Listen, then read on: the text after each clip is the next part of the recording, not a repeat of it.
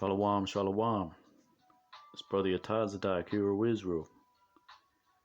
Want to start off by giving all honor and glory to Yahweh, by Hashem Yahushai, by Hashem Kakwadash, giving double honors to the elders and apostles, Great Millstone, who taught us this truth.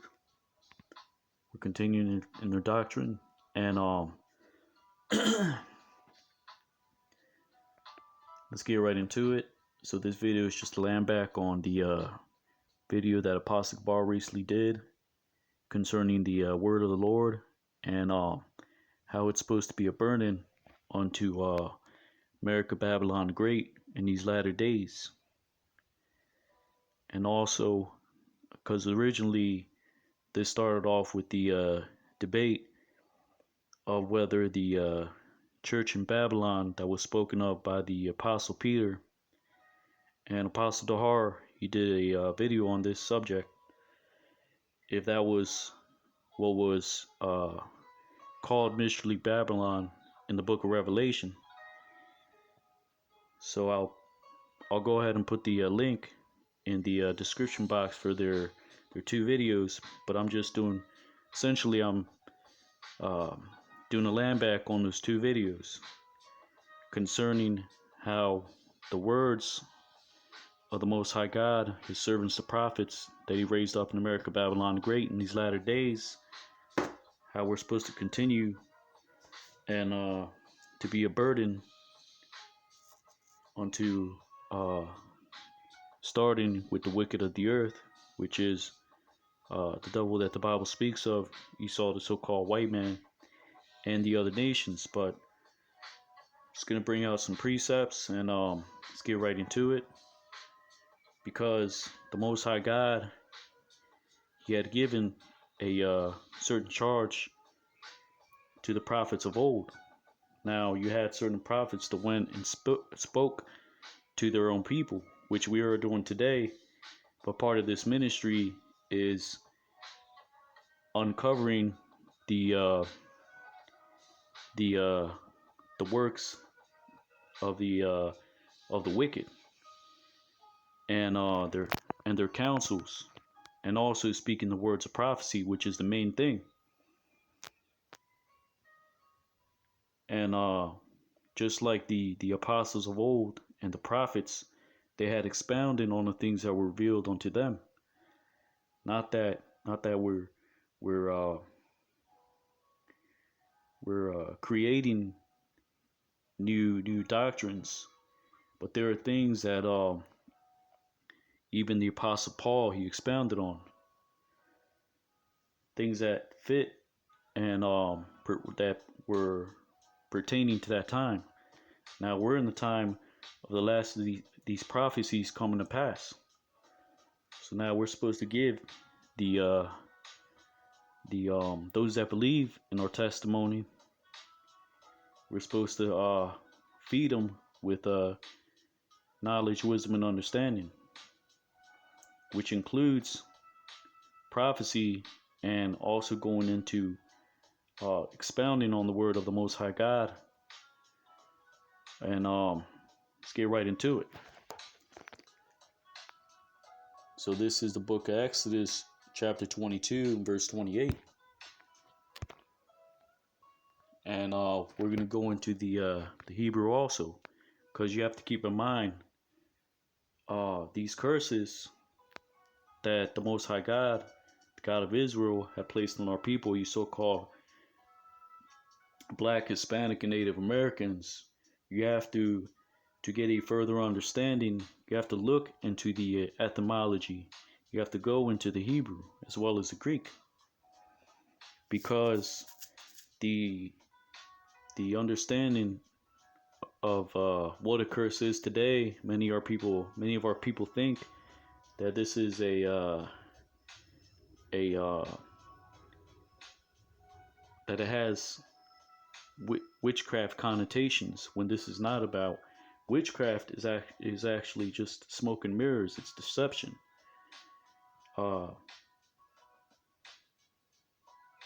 Just like you hear about the prophet Jeremiah writing to those that were in the Babylon captivity. He told them not to fear these statues and these idols made of gold, because they cannot speak, nor hear, nor eat. So we're going to go into what the curse means in the Hebrew, pertaining mainly to the curses in Deuteronomy chapter 28. Now you have to keep in mind, the Most High God said that in the latter days we will return unto him with a whole heart. We would keep his commandments. He would put that into our spirit, as it was written in the book of Ezekiel. So let's get right into it. Exodus chapter 22 and verse 28.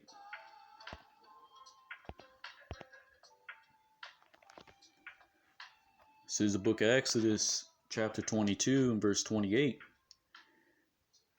Now this is going into the law of pertaining to judges that were set up of your own people amongst the nation of Israel, that was commanded by Moses unto the Israelites as they were setting themselves up in the Holy Land after leaving the land of Egypt. So this is Exodus 22 and 28. It reads, "Thou shalt not revile the gods, nor curse the ruler of thy people." Now, what is this talking about? This is talking about the judges that were set up by the people. And the law also says to set up a king of your own people amongst you, which these laws were given for mainly as the nation of Israel was being set up in the Holy Land.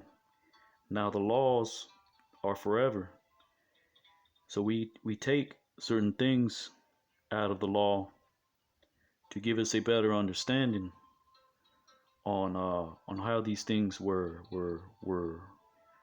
observed. So Exodus 22 and 28, "Thou shalt not revile the gods, nor curse the ruler of thy people." Now let's go into the blue letter,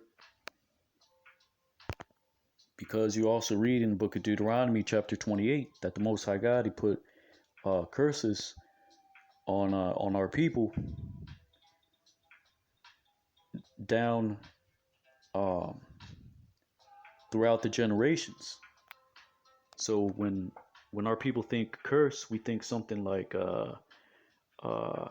witchcraft or a spell, but this is not what it's talking about. This is an abhorring that the Most High God has put on his chosen people, because they have strayed from his commandments, and these things were given to Moses to tell the people back then. Why? Because Israel as a nation would ultimately go off, follow after the gods of the other lands, which are nothing but idols.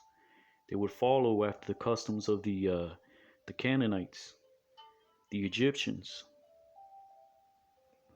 and these various nations that were around them. You have, during the time of Jeremiah, there was a group of Israelites that returned back into Egypt. Although Jeremiah, the prophet Jeremiah, said that if you return and not do the words of the Lord your God, he will destroy you, and those that are and the Egyptians also, right along with you. So he, time and time, the Israelites were warned about these things. And now it's up to us to give you a better understanding. Why? Because most of our people, again, we all fell into a Gentile state of mind. So when we go over these things, this is to feed the sheep, to feed the people, the lambs, those who believe in this testimony, so you can get a better understanding on the precepts as well as prophecy. Because the things written in the law, you can tie them up, you can tie them into prophecy, especially in these latter days. Now, So Exodus 22 and 28, it says, "Thou shalt not revile the gods, nor curse the ruler of thy people." And in the Hebrew, it says, Alahayim la'ah thakwalal wanashaya ba'imaka la'ah tha'ar. So it says, Alahayim, gods or judges, you la'ah thakwalal. It says you will not revile. Now, as you can see, that's what it says on the top. But curse is actually in the latter part of the verse. So revile, when it says thou shalt not revile the gods, it's talking about this word here, qualal. And this is why the Most High God has placed these curses on us, which this is the same qualal written in Deuteronomy chapter 28, the curses, which is a reviling.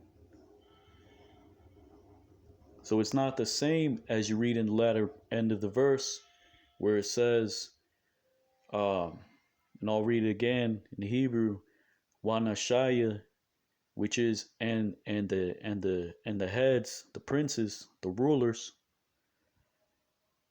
ba imaka, ba upon people, and ka meaning upon your people, and the rulers upon your people, la'a tha'ar, which tha'ar, the root word for tha'ar is arar, which that is a different word meaning to curse or to abhor. But arar, that's not the same that is in book Deuteronomy 28 that speaks about the curses placed on the children of Israel throughout their generations. So it says, upon the rulers upon your people you will not revile. But here in the it says, nor curse the ruler of thy people. So let's go into the blue letter for qualal, meaning to make light, bring into contempt, curse, despise. So this isn't talking about a most people, we understand, those that are in this truth, that are not new to this thing, we understand all things are done through the Most High God. But when you read curse, that is something that it's a abhorring, because it says here, despise, make light, revile. Says down here, to be diminished, despised, to be cursed, accursed. So the Most High God has despised us, had diminished us, abhorred us. This is what curse means. It's not talking about hocus pocus or whatever they call it today, which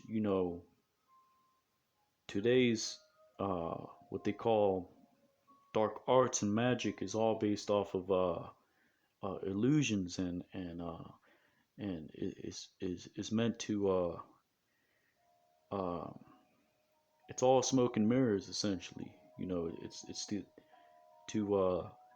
to work on your mind.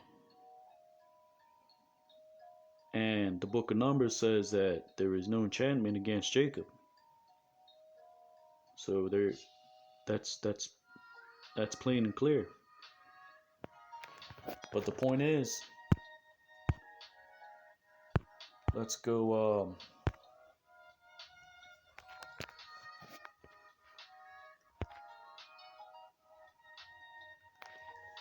Let's go to the book of Deuteronomy, chapter 30, verse 7.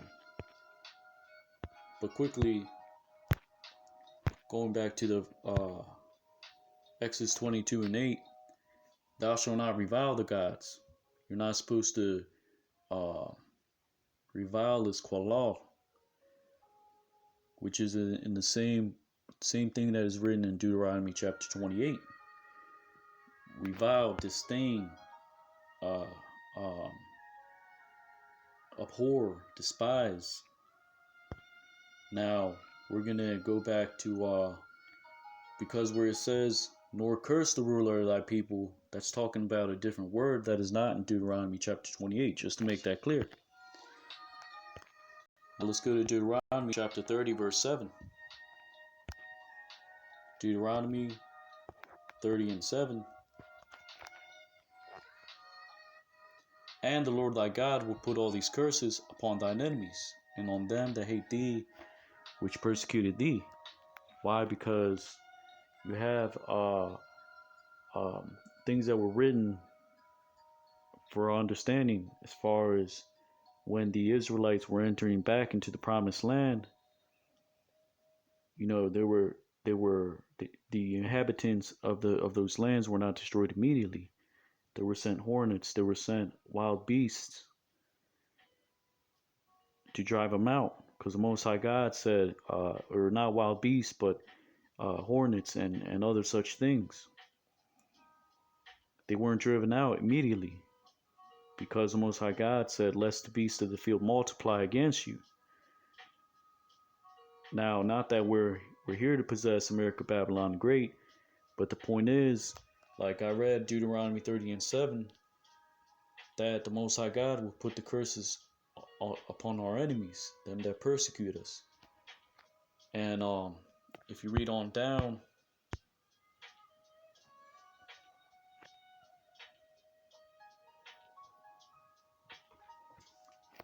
Deuteronomy,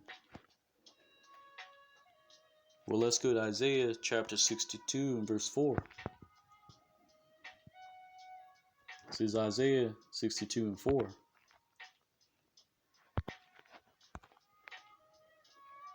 Thou shalt no more be termed forsaken, neither shall thy land any more be termed desolate, but thou shalt be called Haphazibah, and thy land Beulah, for the Lord delighteth in thee, and thy land shall be married. So let's go into the Hebrew for that.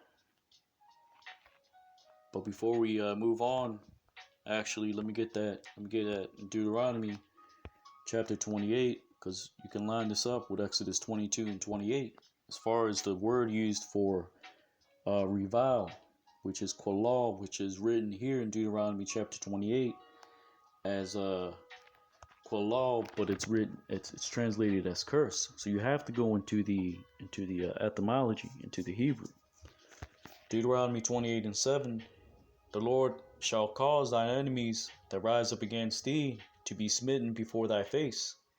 They shall come out against thee one way, and flee before thee 7 ways. Verse 10. And all the people of the earth shall see that thou art called by the name of the Lord, and they shall be afraid of thee. Verse 15.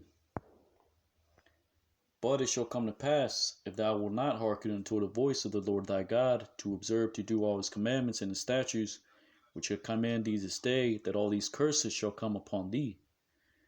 So where you read in Exodus 22 and 28, the word revile in the Hebrew is qualah. Here the word for curses is qualah, which also these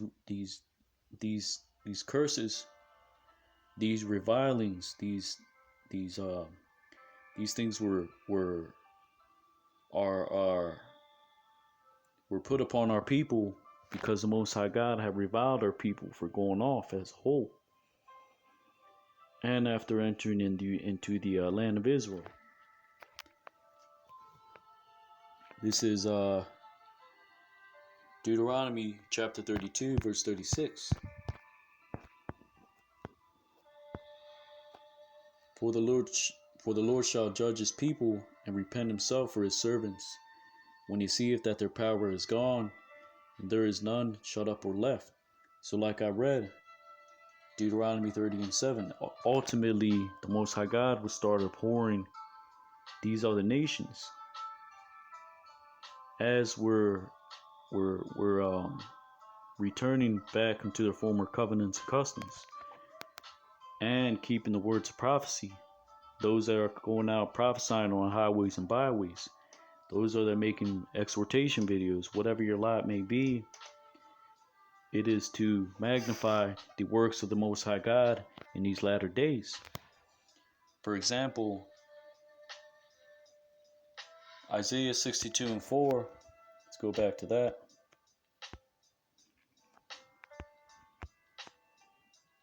This is Isaiah 62:4.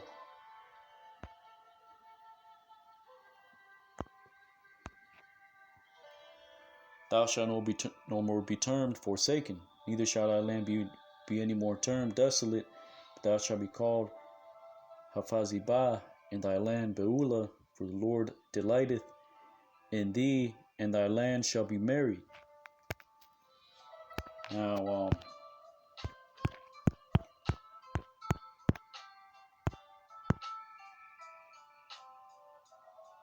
so here in the Hebrew says, La'a ya amar, laka iwad, izabah, wala arataza, la'a ya amar, iwad, shama, which is La'a ya amar, they will not say to thee still, which is La'a ya amar laka iwad, they will not say to you still izabah, which is abah, meaning to forsake or to be loosed. And this is part of the what the Most High God did to us in putting these curses upon us, which cursing and qualal is to despise, to abhor, to put into contempt, to bring low. But like I read Deuteronomy 30:7, the Most High God puts curses upon our enemies. Deuteronomy 28:7, that let's go back into it. Deuteronomy 28:7.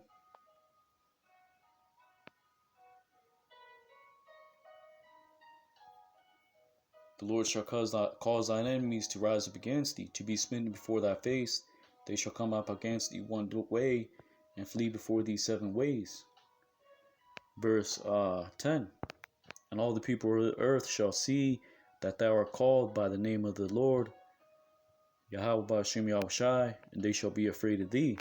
Which is why I made this video, not just to bring out the point in Exodus 22:8, line it up with the word curse in Deuteronomy chapter 28 and verse 15 and on down.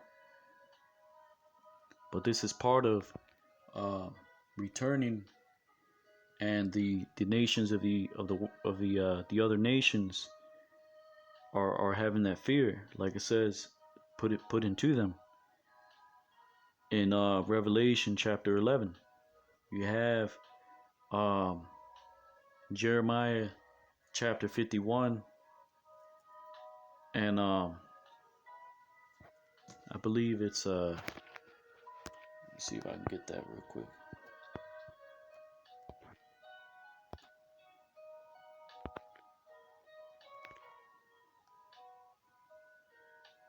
Jeremiah 51:25. Behold, I am against thee, O destroying mountain, saith the Lord, which destroyest all the earth, and I will stretch out my hand upon thee, and roll thee down from the rocks, and I will make thee a burned mountain. So in this verse, it says the Most High God is against this destroying mountain. And like the book of Isaiah,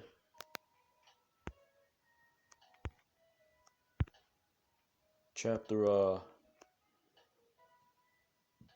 13:2, lift ye up a banner upon the high mountain, exalt the voice unto them, shake the hand, that they may go into the gates of the nobles. So we're going into the gates of the nobles to make this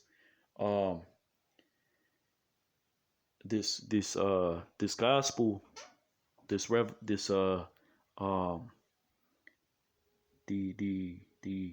revelation of these mysteries that have been hidden, to whom is salvation for, that the Israelites are waking up, how Babylon the Great is going to be thrown down and turned into a perpetual wilderness. These are the things that that we're supposed to be a burden unto America Babylon the Great, to show them their judgment, to show our people how they have how they went off, how 2/3 must be cut off in America Babylon the Great, 1/3, and so not only are we prophesying salvation unto the elect, we're prophesying destruction to the land of America Babylon the Great, 2/3 of our people and these other nations.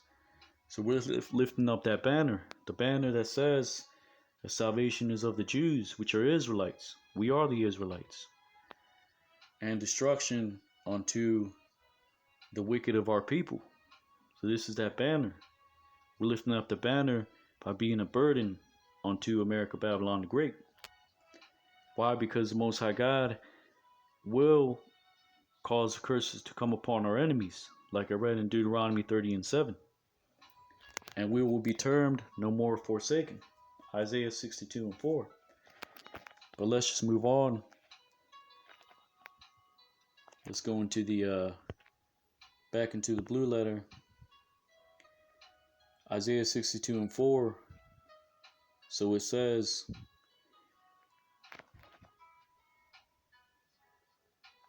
Wa la arataza wa la aratazaka, and to your land they will no more say still shama, which means this a desolation, because our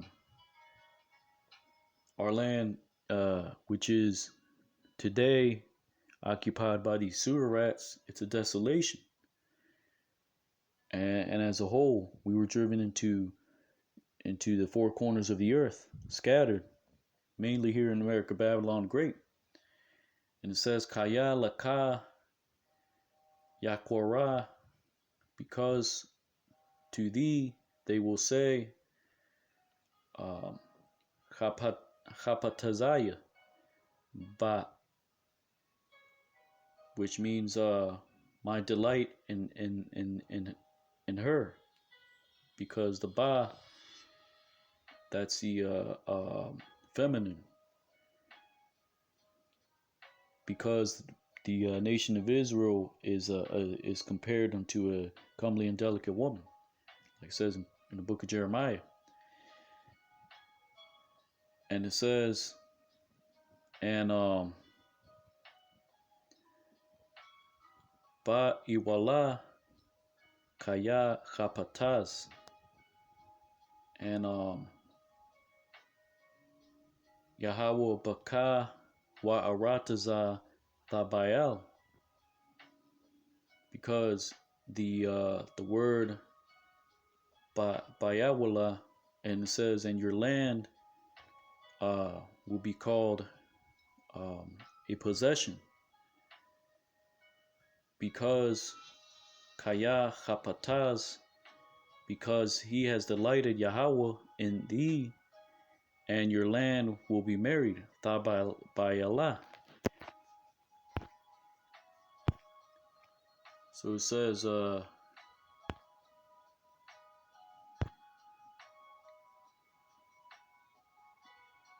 this is part of that forsaken, that even though it's not the same usage as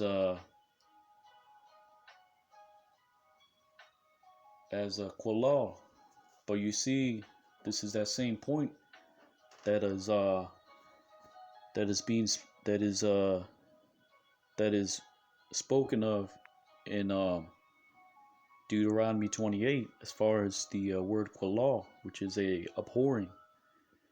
Most High has forsaken us for a short time,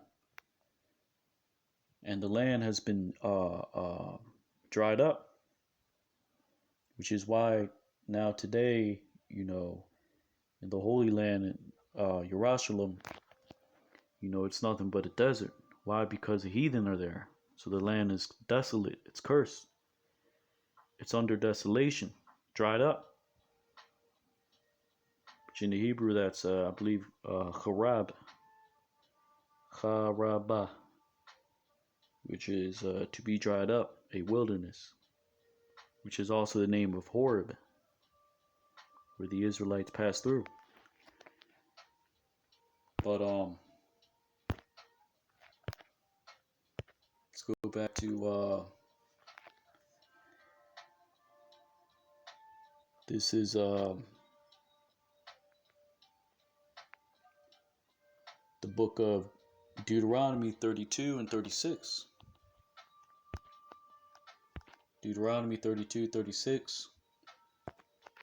So I'm just going to move quickly to the next point. For the Most High God Yahweh shall judge his people, and repent himself for his servants, when he seeth that their power is gone, and there is none shut up or left. So Deuteronomy 32 and 36, you can, the Most High God, you can compare it to what is written in the book of Revelation 13 and 16.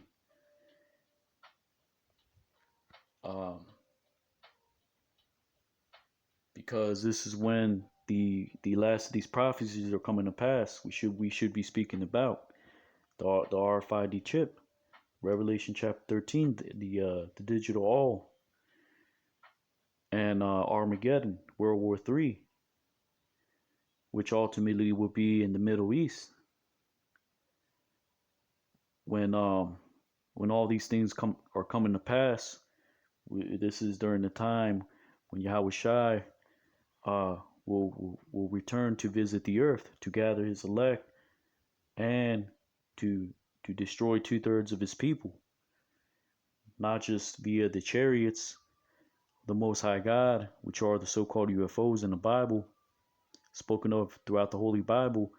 Also, it's talking about the ICBM destruction. But it says, but this is spoken of when he will judge his people. Deuteronomy 32 and 36. For the Lord shall judge his people and repent himself for his servants. And he seeth that their power is gone, and there is none shut up or left. A parallel to that is Revelation 13 and 16. Revelation 13 and 16.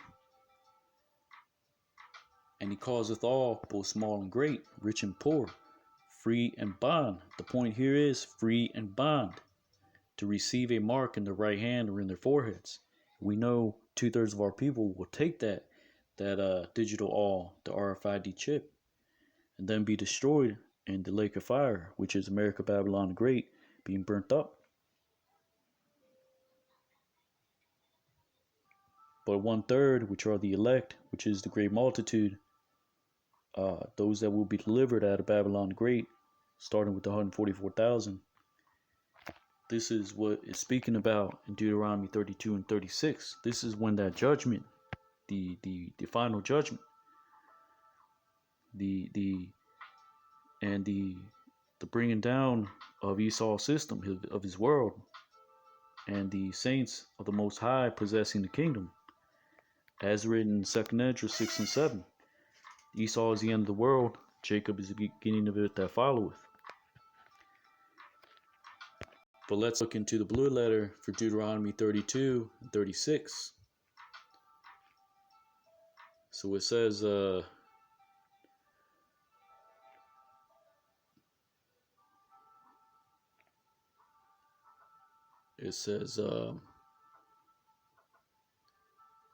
Kaya Yadayan Yahweh Imawa Wa'al Ibadayawa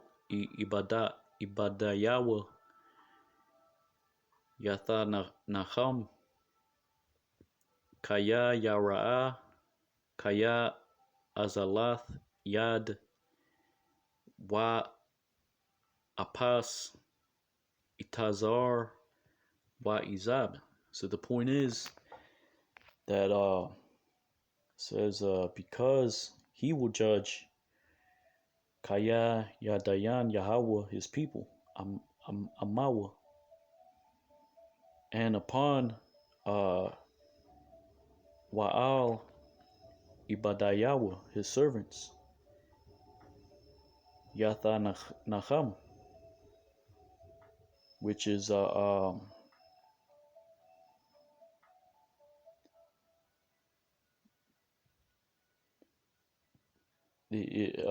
speaking about how he will repent upon his servants. Kaya Yara'ah, because he sees that that their power of their hand is is is um is at an extremity. That's what apas means. An extremity or spent up. Um,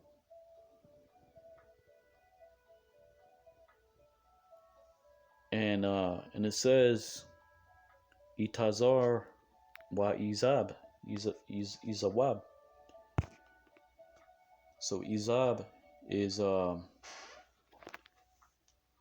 loosen, relinquish, forsake.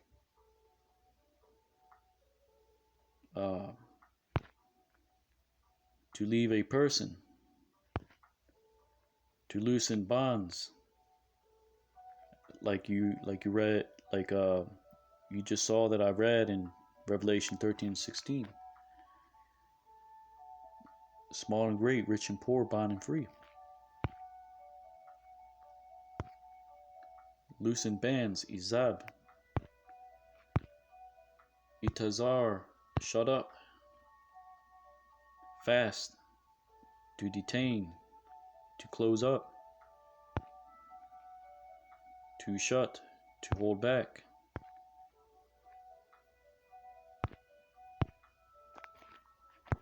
So the word Izab, which is to loose or to forsake, you see it has different meanings. Which is why first I brought the word Qalal in Exodus 22 and 28, compared it to Deuteronomy 28 and 15. But here Deuteronomy 32:36, this is talking about one being loose or in bonds. And ultimately, this is when our power would be spent up. When the Most High God sees that we have our power is spent up, which is during the time of Jacob's trouble, which is the hour of temptation, which is when the last of these prophecies will come to pass. But the point is that that's a parallel to what is in Deuteronomy 32 and 36. This is just for those that go into the Hebrew. It says, "For the Lord shall judge his people and repent himself for his servants when he seeth that their power is gone, and there is none shut up or left." None which in other translations it reads, "and there is none bond or free, and their power is gone." This is when the Most High God will have to intervene to redeem and deliver his elect out of America Babylon Great. This is Deuteronomy 32 and 20. "And he said, I will hide my face from them, I will see what their end shall be, for they are a very forward generation, children in whom is no faith." And Yahushua Mashiach, he said, when the Son of Man comes, will he find faith on the earth? The answer is no. Hardly. He will not hardly find faith on the earth. So let's go to Joel chapter 3 and verse. Let's go to Jeremiah 51:25.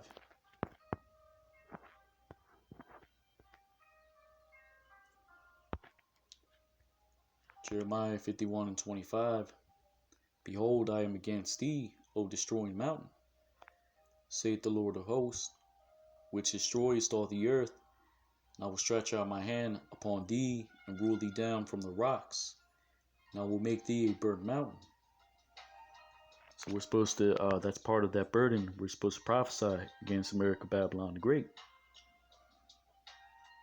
Because the Most High, he's against the destroying mountain that destroys all the earth. Jeremiah 51:31.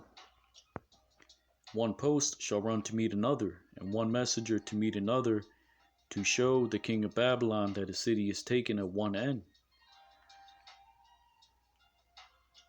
Now, the scriptures say that one will not be able to enter one city, nor move from one city unto another. The book of Second Esdras.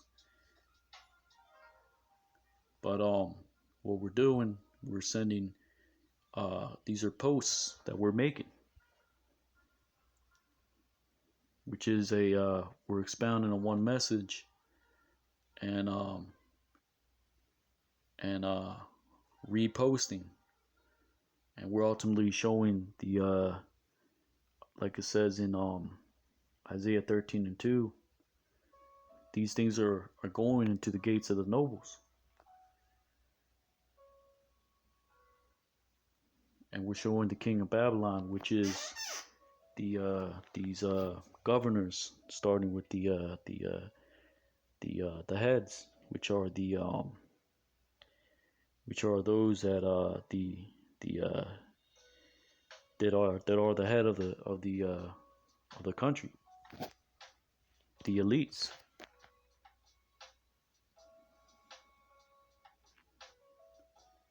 Jeremiah 51:33.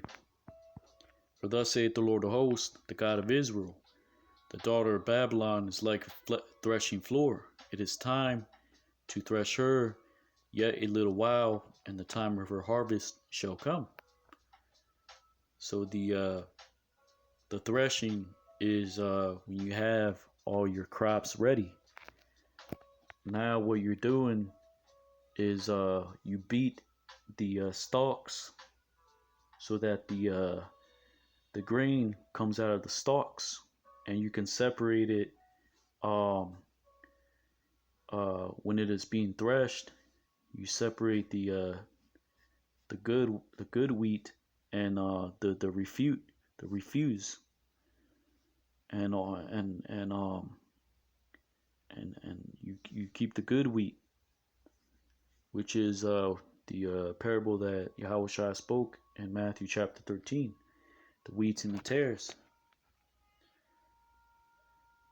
So that time of the threshing is ultimately starting with His word, that burden that we're supposed to be to America, Babylon the Great, which is also known as the daughter of Babylon.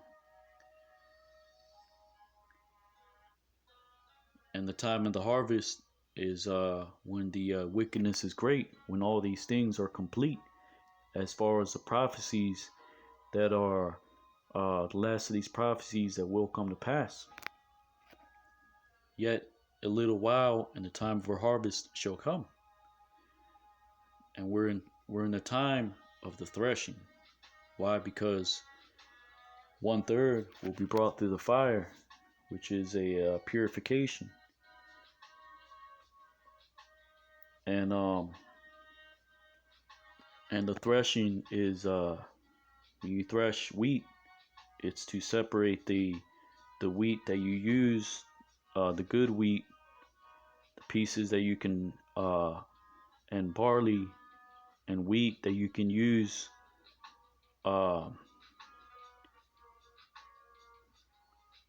to make to bake with, to cook with. But the refuse is those bad grains, which did not grow well, did not grow at all. And so it says, "In the time of her harvest shall come." Jeremiah 51:45. "My people, go ye out of the midst of her, and deliver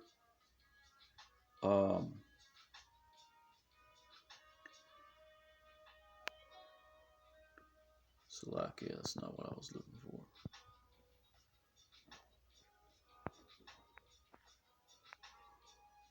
Verse 46. "And lest your heart faint, and ye fear for the rumor that shall be heard in the land.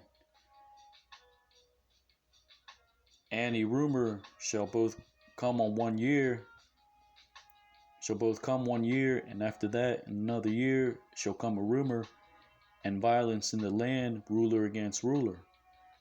So we have there's a the rumor, which is a hearing, Shemai, or a report, which is heard in the land, which is this uh,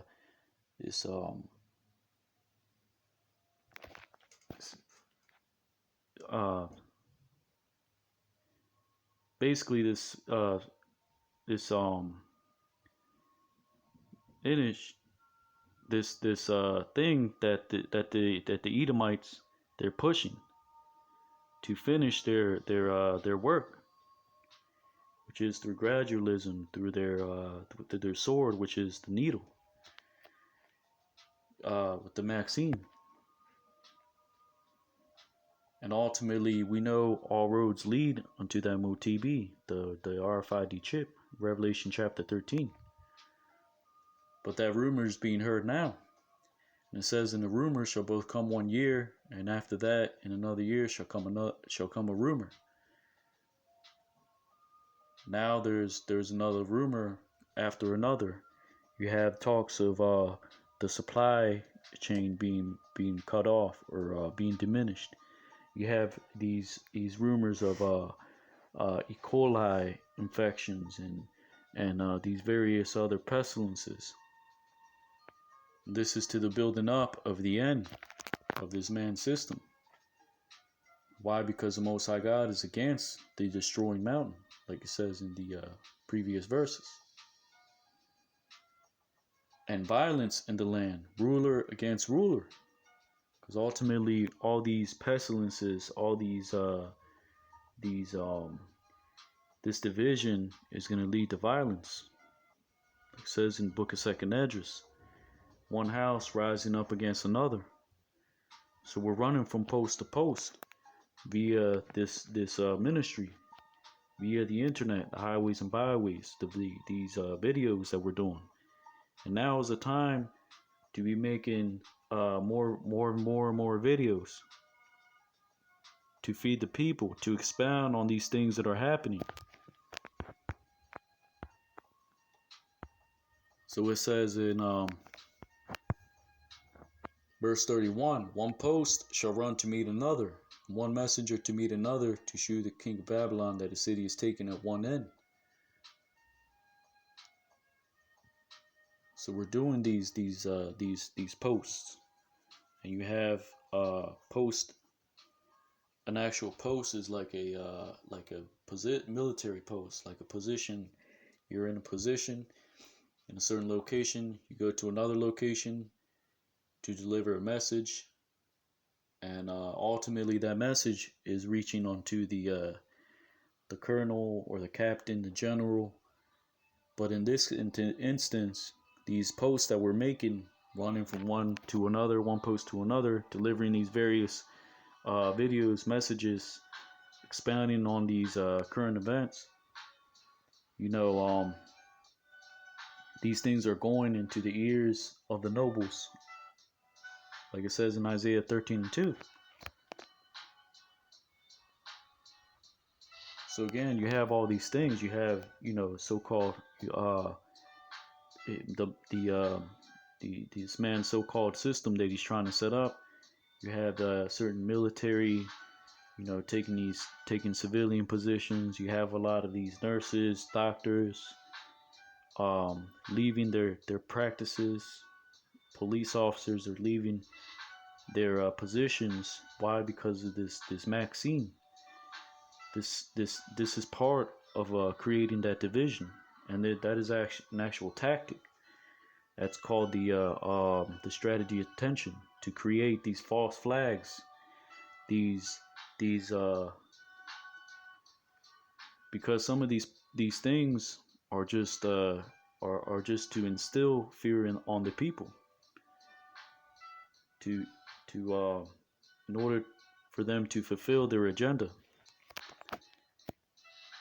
But let's go on down to Jeremiah 51 and 42. The sea is come upon Babylon. She is covered with the multitude of the waves thereof. Why? Because ultimately, the Most High God, a sea is a representation of peoples.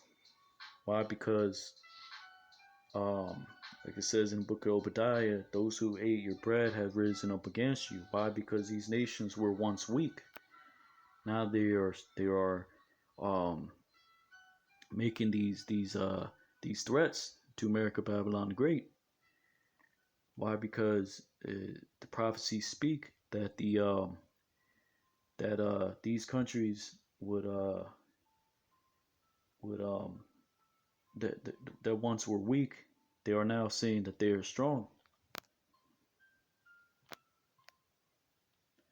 So Isaiah 51 and 42, she is covered with the multitude of the waves thereof. Why? Because this is a giant melting pot, but the people are divided. And these are the things that Yahushua Mashiach spoke about. One ruler, a kingdom against another, they will not regard their governors.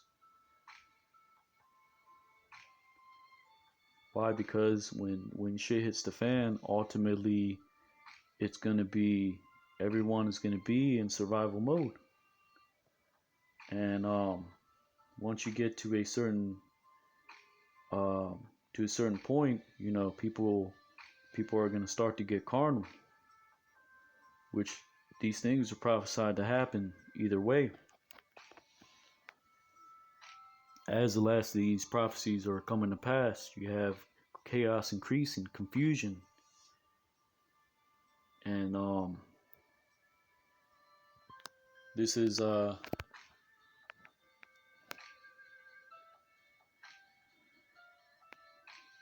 Deuteronomy, Revelation 13 and 16.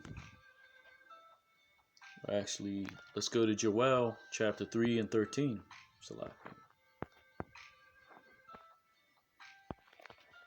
Joel chapter 3 and 13.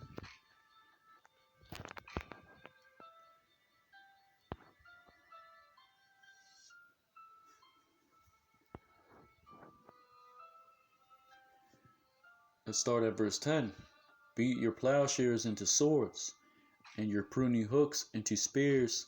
Let the weak say, I am strong, because these other nations are rising up against America, Babylon the Great. They are now strong, these various countries that were once weak. And they this is part of prophecy. Joel chapter 3, and ultimately are going to come up against this great whore and burn her up. And Joel 3 and 11,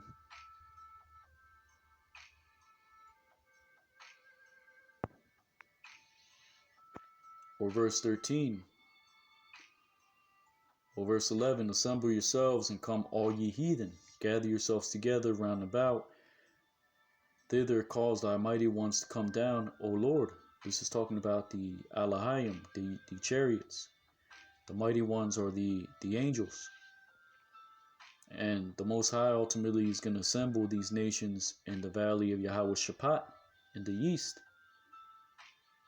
Why? Because when World War III, when it comes to pass and all these nations are fighting against each other, this is during a time of Armageddon, which is World War III.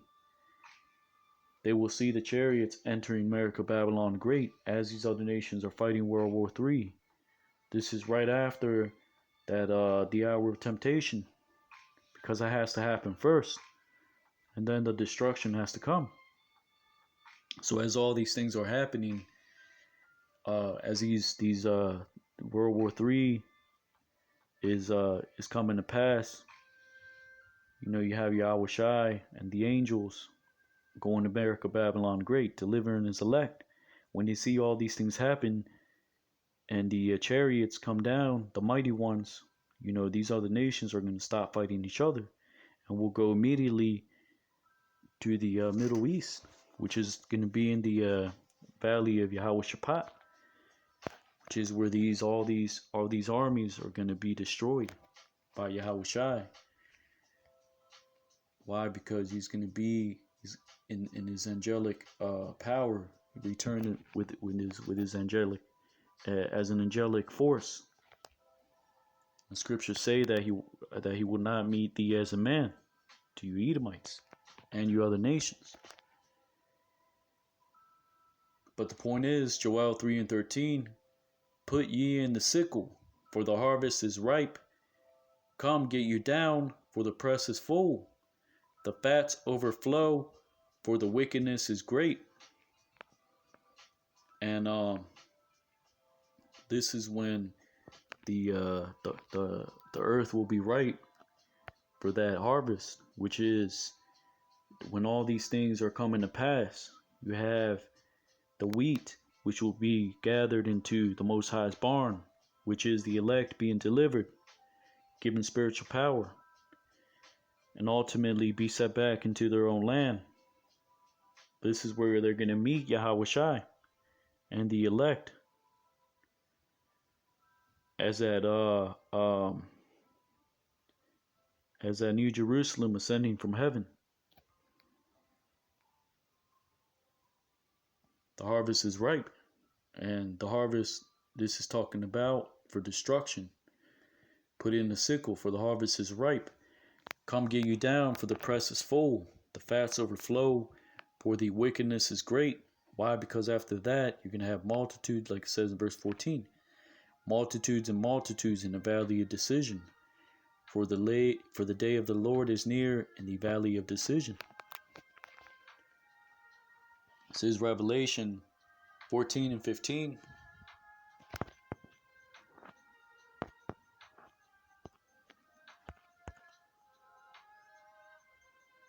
And another angel came out of the temple, crying with a loud voice to him that sat on a cloud, thrust in thy sickle and reap, for the time is come for thee to reap, for the harvest of the earth is ripe with wickedness. That is, that you can line that up with Joel 3 and 13. This is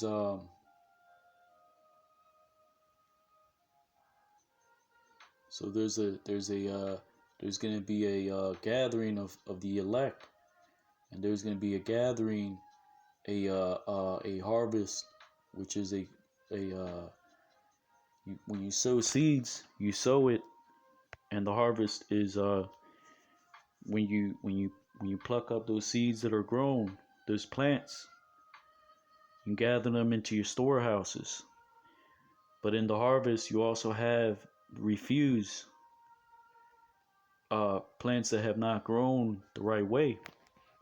These you gather them, and you burn them up, or you cast them to the side, because they're useless. Which is this is the vine of the earth. 2/3 of our people got to be destroyed. You other nations that come up against Yahweh Shai and the angels, you're going to be destroyed. And it says, verse 19, and the angel thrust in his sickle into the earth, and gathered the vine of the earth, and cast it into the great winepress of the wrath of God. And the winepress was trodden down without the city, and blood came out of the winepress, even unto the horse bridles, by the space of 1,600 furlongs. So that's talking about a lot of bloodshed. Why? Because a lot of people are going to die of famine, die of lack of thirst, lack of water, lack of bread. They're going to die in these great insurrections that are going to happen. One house is going to invade another. These Edomites are going to lose their goddamn mind. And then you're talking about the hunters. These are the hunters of the field. You're going to have World War III. You're going to have missiles and all kinds of explosions. And Armageddon. You're going to have, like it says in the book of Revelation, those cursing the God of heaven for their sores and their pains. Why? Because the waters are going to be turned into blood. Why? Because there's going to be a lot of bloodshed. The fountains are the water is not going to be drinkable. It's going to be filled with dead bodies. There's going to be a lot of disease spreading. Even those that take the mark of the beast, the RFID chip, they're going to have sores, pains, and 1,600 furlongs. I mean, Yahweh Shai Mashiach, it says that his garments were full of blood. That's talking about the great slaughter that he's going to do upon these other nations, mainly the Edomites, and you 2/3. Because it's not just the missiles that are gonna cut you off. These lasers are gonna melt you up. They're gonna cut you in half.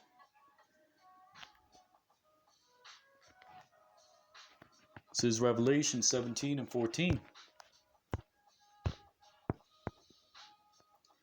These shall make war with the Lamb, and the Lamb shall overcome them.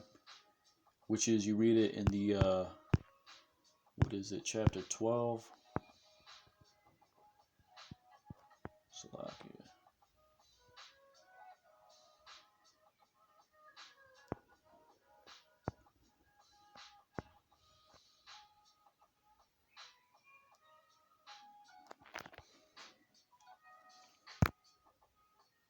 Let's see if I can get that. Revelation 12 and 7. And there was war in heaven. Michael and his angels fought against the dragon. And the dragon fought and his angels, and prevailed not, neither was their place found any more in heaven. Why? Because in the book of 2nd Esdras, you read about Yahweh Shai and his spirit having such power and vehemence with the chariots, and that the vision that Ezra saw, he saw these tanks and these cruisers just being disintegrated. This is the type of things that are coming upon, starting in America, Babylon the Great, when the chariots cover the skies. It says in the book of Luke, you'll see the coming of the Son of Man from the east unto the west. In other words, you're gonna see a big ass mothership in the sky. It's gonna look like a mountain, like that movie Independence Day. For real. Revelation 17 and 14. These shall make war with the Lamb, and the Lamb shall overcome them. For he is Lord of lords and King of kings, and they that are with him are called and chosen and faithful.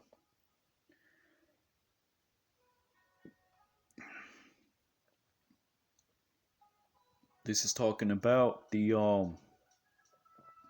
elect,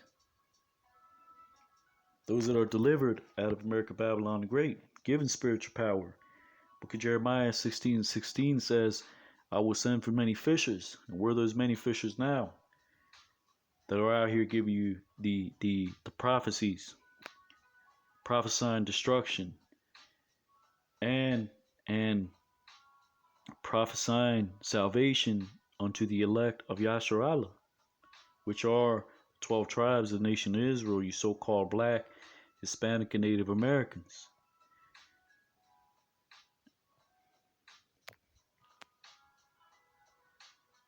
And the Most High God, he said he will send for many hunters. These is talking about the elect who receive spiritual power. Because you got to keep in mind, 144,000 will be given spiritual power. The 1/3 will be given spiritual power, which is a great multitude. Now picture picture the nation of Israel as the sands of the sea, which is a very large amount. So 1/3 of that is still lots and lots of people.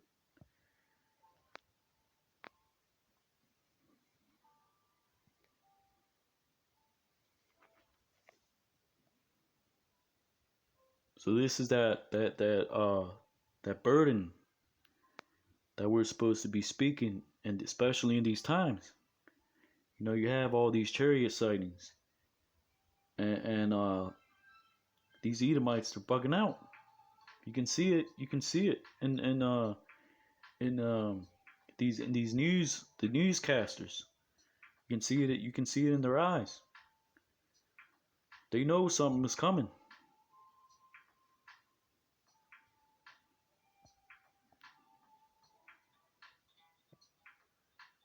So just doing a land back on Elder Apostle Tahar and Elder Apostle Gabar, and when he said that how this word should be a burden unto America Babylon the Great. Elder Apostle Tahar, this started with him speaking on the Roman Catholic Church being Babylon the Great, and the things that he spoke on that. So I'll go ahead and post the links in the description box. But this word, the scriptures say to not stop till we make Jerusalem a praise in all the earth. So we're not going to stop until these prophecies, the judgment written, comes to pass. Thus saith the Holy Bible.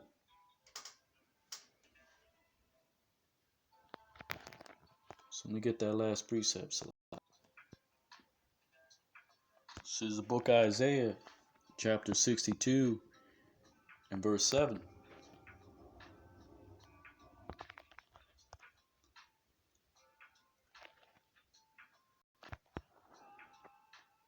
Verse 6. I have set watchmen upon thy walls, O Jerusalem, which shall never hold their peace day nor night. Ye that make mention of the Lord, keep not silence. Verse 7. And give him no rest till he make Jerusalem a praise in the earth. So we're not supposed to hold our peace. We're supposed to be, like Elder Apostle Gabar said, a burden unto Babylon. We're supposed to keep making mention of Yahweh Ba'Shem Yahushai, Ba'Shem Kakwadash. Starting with the elders and apostles, Great Millstone, and in their doctrine, mentioning and expounding on current events and prophecy. We're not supposed to give the Most High rest. We're supposed to sigh and cry for all the abominations done in the midst thereof, which is starting with this word and watching as well as prayer.